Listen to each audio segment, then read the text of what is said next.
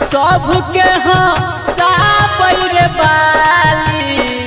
सबके कना के चल गेले सबके हंसाबै रे बाली सबके कना के चल गेले लागलै रे के कर नजरिया हंसरी लगा के अनसा मर गेले लागल रे के कर नजरिया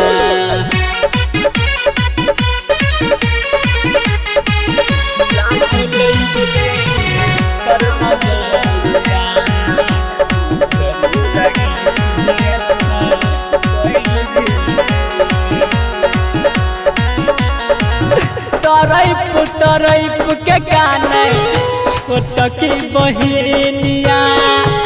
लाडू भाई के सुना भेल दुनिया तरैप के काने छोटकी बहिनिया लाडू भाई के सुना भेल दुनिया नहीं जानी ये कौन समैया सोचल सपनवा जर गेले नहीं जानी ये कौन समैया सोचल सपनवा जर गेले लागल रे के कर नजरिया हंसरी लगा के अनसा मर गेले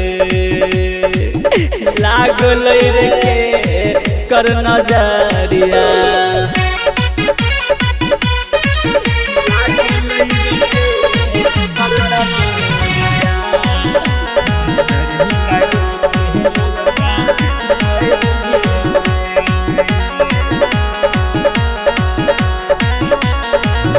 केहन समय आएले देख सुन भाई हो भरल जवानी में लगल के आग हो केहन समय आएले देख सुन भाई हो भरल जवानी में पत्नी के लगल के आग हो